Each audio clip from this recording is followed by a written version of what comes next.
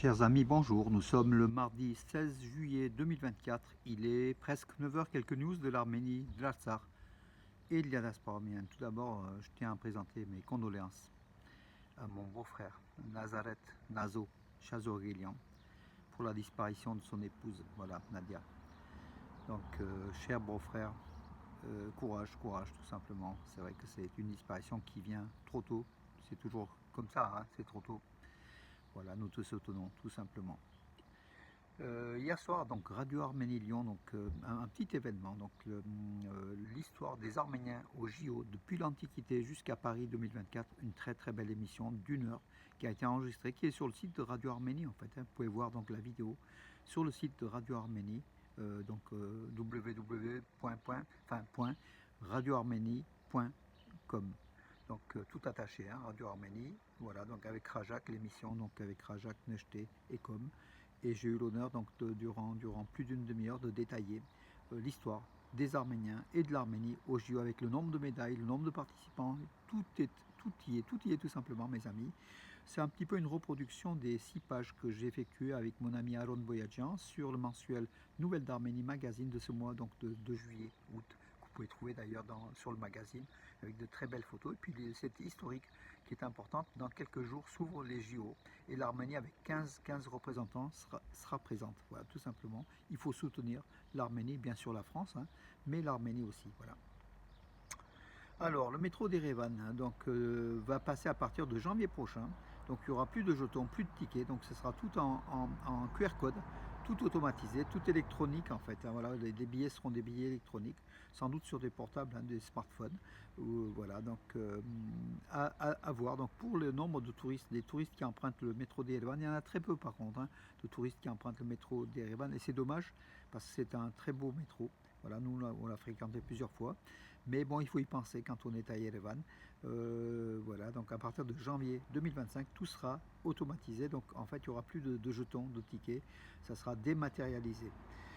Plus de 500 camions arméniens sont bloqués, en fait, sont au passage de Uper-Lars, donc le Verin-Lars, entre la Géorgie et la Russie. C'est le point de passage essentiel entre l'Arménie et la Russie, et vice-versa via la Géorgie. 150 camions par jour arméniens, ils passent par ce Verin Lars, le Upper Lars, qui est un col, hein, qui est en montagne, voilà, avec le Caucase, hein, c'est le Caucase. Voilà, les formalités douanières sont en cours, peut-être un petit peu lentes de temps en temps, c'est la Russie qui décide souvent, peut-être la Géorgie, mais surtout la Russie. Peut-être pour titiller l'Arménie, on ne sait pas. Donc voilà, mais à chaque fois, donc il y a des rumeurs qui disent qu'il y a des centaines et des centaines de camions bloqués. C'est pas le cas. Selon le représentant de l'Arménie, donc à ce point de contrôle, c'est une situation tout à fait normale, voilà, de formalité et les camions attendent un petit peu, voilà, pour passer. Et c'est le cordon ombilical de l'Arménie, ce passage de Upper Lars, Verin Lars.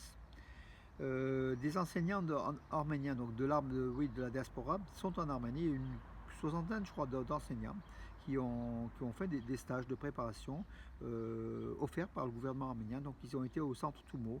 Ils vont dans divers endroits faire des stages en fait de formation pour enseigner justement en diaspora la langue arménienne, l'histoire de l'Arménie, enfin l'arménité tout simplement. Hein. Voilà, bravo à cette initiative du gouvernement arménien qui se poursuit en fait. Hein. C'était déjà inauguré à l'époque de Ranush Hagopian, la ministre arménienne de la diaspora. Aujourd'hui, il n'y a pas de ministère de la diaspora, malheureusement. Nicole Pachinian l'a supprimé, malheureusement une nouvelle fois. Mais il y a quand même des stages de remplacement, des rencontres entre Arméniens d'Arménie et de la diaspora, et puis de formation des professeurs en diaspora, c'est important. Les exercices militaires partenaires, Eagle Partner 24, ont débuté donc hier. La cérémonie d'ouverture a été lancée au centre, enfin à l'académie militaire d'Arménie, donc à Yerevan, Vasken Sarkisian, du ministère arménien de la Défense, donc en compagnie du ministre arménien de la Défense, Soulen Babikian, et Christina Quinn, l'ambassadrice des États-Unis à Yerevan.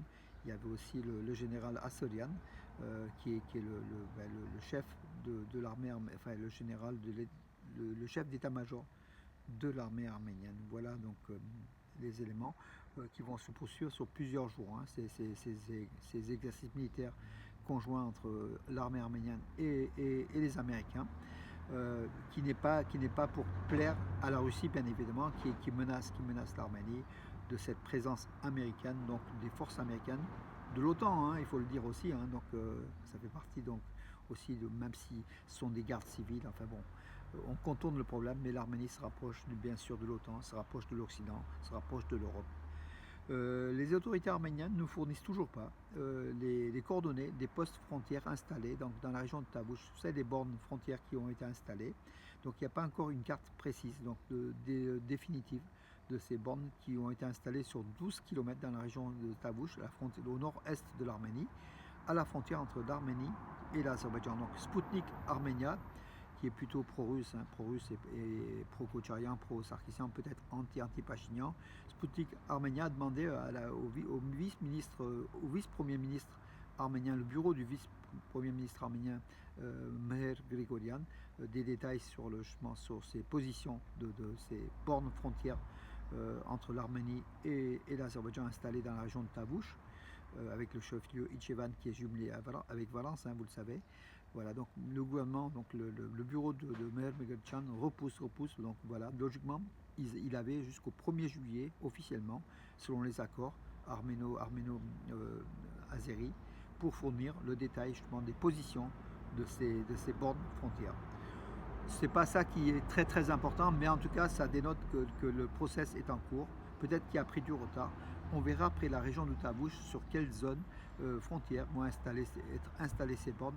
Et c'est pas une mince affaire au regard de l'Azerbaïdjan qui fait tout pour faire échouer justement les accords de paix, pour ne pas signer les accords de paix entre l'Arménie et l'Azerbaïdjan, d'autant plus que derrière la Turquie pousse, et Erdogan une nouvelle fois est revenu à la charge du corridor de Zangezur.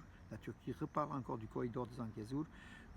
C'est un corridor extraterritorial, c'est-à-dire que l'Arménie perdrait la souveraineté sur le passage donc en pleine Arménie dans la région de Sunik en fait, hein, et qui couperait en deux l'Arménie en fait entre le nord et le sud dans cette région de Sunik. L'Arménie n'en veut pas, propose le plan de paix, donc le carrefour de la paix. Bien sûr, c'est le projet de l'Arménie dont l'Arménie est souveraine donc de ce projet et n'en veut pas du corridor. Mais derrière, Ankara, Bakou reviennent, harcèlent l'Arménie tout simplement pour espérer obtenir ce passage, ce corridor, si le gouvernement Pachinian cède. Mais il ne cédera pas, puisqu'en fait c'est un point essentiel. Si jamais Pachinian cède sur ce corridor de Zangezur, ça sera la fin du gouvernement arménien, bien évidemment. Déjà, on l'a vu dans des cessions de territoires, pas de villages, hein, de territoires au nord de l'Arménie, justement dans cette région de Tavush où on a installé des bornes frontières entre Kirans, Voskepar, plusieurs villages, donc voilà, à côté. C'était des terres qui étaient récupérées il y a 30 ans suite à la guerre arméno-azérie. Hein. Voilà, il y a eu un grand mouvement de contestation. Si jamais le corridor de Zangezur est accordé, ça sera la fin du gouvernement Pachinian. Ça sera la fin aussi du sud de l'Arménie, il faut dire, mais l'Iran n'en veut pas. L'Iran veut une frontière entre l'Arménie et l'Iran, et c'est la zone rouge, c'est là quoi. Donc voilà, heureusement qu'il y a pour l'instant l'Iran, il y a aussi tous les pays européens, dont la France, hein, qui insistent sur l'intégrité territoriale de l'Arménie, et le corridor de Zangezur arrête cette intégrité territoriale de l'Arménie. Donc voilà, on n'en parlera pas. Et que la France livre des armes à l'Arménie. De plus en plus, l'Arménie en a besoin en cette année difficile. Surtout l'an prochain, je pense, après la COP 29 à Bakou, qui sera en novembre. Peut-être Bakou aura des velléités de guerre. Voilà. Jusqu'à novembre 2024, du fait de l'accueil de délégations étrangères à Bakou, la parade d'Aliyev, du dictateur sanguinaire Aliyev, de la face du monde en se présentant comme le roi de l'écologie, de l'énergie renouvelable ou de n'importe en fait. Voilà, la COP29 c'est le but, alors que l'Azerbaïdjan pollue avec son gaz et son pétrole et organise donc la COP29. C'est vraiment un contresens d'avoir accordé à des pays pétroliers, des monarchies pétrolières, des dictatures pétrolières, ces COP29. On l'a vu aussi à Dubaï, là et là on voit en Azerbaïdjan, donc on verra. Mais d'ici là, il n'y aura pas de guerre. Par contre, après la COP29, peut-être que Bakou sera, aura des velléités d'attaquer la région de Sunik, le sud de l'Arménie, pour faire une jonction entre l'Azerbaïdjan et le Nakhitchevan et la Turquie, hein, la mère, enfin le grand frère turc, qui est toujours derrière, a conseillé Aliyev à dire voilà, on vous soutient totalement contre l'Arménie. Il faut un espace pan-turc allant de la Turquie jusqu'à Vladivostok pratiquement, donc voilà, donc en passant par l'Oural, par l'Asie centrale, et au milieu, donc entre la Turquie et l'Azerbaïdjan, il y a l'Arménie, ce sud de l'Arménie qui gêne l'expansion pan-turque. Mais c'est un tout territoire souverain. Seul l'armement pourra protéger l'Arménie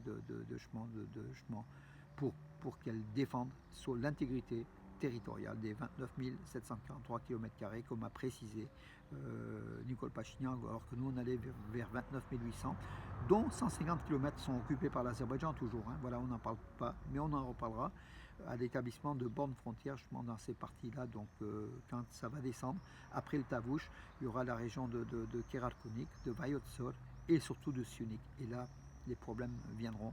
Il faut que l'Arménie ait une belle armée et un bon armement pour faire face aux menaces azéries tout simplement. Voilà mes amis pour aujourd'hui. Écoutez, je vous donne rendez-vous à demain. Allez-y donc sur soit ma page Facebook ou sur le site de Radio Arménie pour justement suivre la vidéo de 1 heure à peu près sur l'Arménie au JO et à quelques jours de l'ouverture des Jeux Olympiques à Paris le 26 juillet. Ça sera sur la scène où l'Arménie sera présente avec 15 sportifs. Il y aura une délégation arménienne et on espère des médailles, 1 à 4 médailles d'or, c'est ce que je parie, hein, c'est ce que parie aussi un certain nombre de journalistes sportifs d'Arménie. Voilà, 1 à 4 médailles à titre olympique attendues pour l'Arménie. Si on a beaucoup de chance, c'est 4 médailles olympiques. Si on a peu de chance, on aura au minimum un titre olympique, sachant qu'en 20 ans, depuis 1996, où l'Arménie participe, plus de 20 ans, participe au JO, depuis Atlanta 1996, on n'a eu que 2 médailles d'or. Donc à Atlanta, donc par Armen Nazarian en lutte gréco-romaine, et à Rio en 2016 par Artur Alexanian, toujours en lutte gréco-romaine. Là, donc voilà, donc on a 20 médailles olympiques, dont 2 seulement sont en or. On veut de l'or. À Paris, on veut de l'or. Voilà, tout simplement parce que c'est l'hymne national arménien, le drapeau arménien qui sera comment dirais-je, levé. Voilà. Et l'Arménie a besoin de cette reconnaissance internationale, même en matière de sport, mais ça dépasse le cadre du sport, les JO, pour dire à l'Azerbaïdjan, pour dire à la Turquie, pour dire à tous les ennemis de l'Arménie que l'hymne national arménien est là, le drapeau, le tricolore arménien est là, l'Arménie est un pays résilient, le peuple arménien est là, debout, à gagner des titres, des médailles olympiques. Et puis on est là, on veut vivre tout simplement sur nos terres d'origine, que vous avez d'ailleurs envahies en grande partie, mais ce qui nous reste, c'est à nous. Et ce que vous avez aussi, comment dirais-je, envahi par la force, un jour ou l'autre, ça sera rendu par la force aussi. Voilà mes amis pour aujourd'hui, je vous donne rendez-vous à demain et bonne journée.